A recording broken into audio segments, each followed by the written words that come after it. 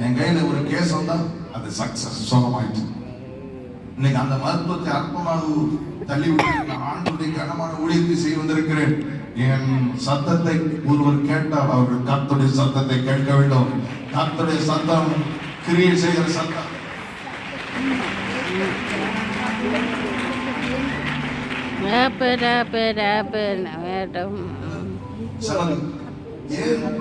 இஸ்ரவேலர்கள் மாதிரி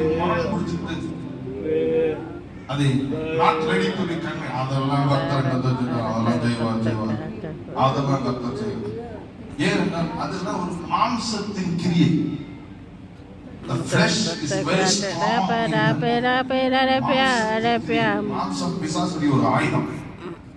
மாம்சம் பக்கத்துல மாம்சம் பிசாசுடைய ஆயுதம். மாம்சம் ஆவிக்கு விரோதமாகவும் ஆவி மாம்சத்துக்கு விரோதமாகவும் ஒன்றுக்கு ஒன்று விரோதமாக இச்சித்துக் கொண்டிருக்கிறார்.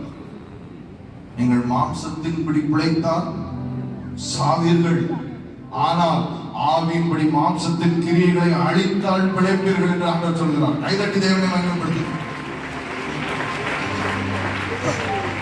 மாம்சம் எப்பவுமே சொல்லிட்டாங்க ஆமென் சொல்லிங்களா நடக்க போகுது. ஆமென் ஆமென். அது கைதட்டினால நடக்க போகுது. பாட்டு பாடுனால நடக்க போகுது. ஆராதனை நடக்க போகுது. இதை கேட்டேன்னா நடக்க போகுது.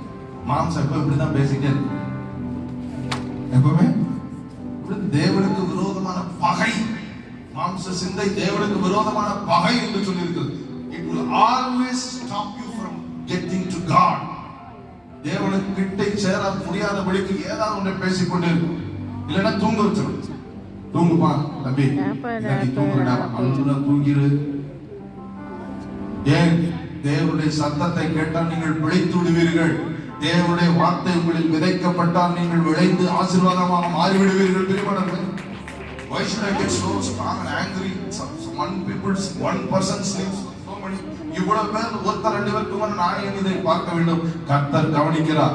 கர்த்தர் இங்க இருக்கிற சின்னவனை 1000ஆகவும் சிறியவனை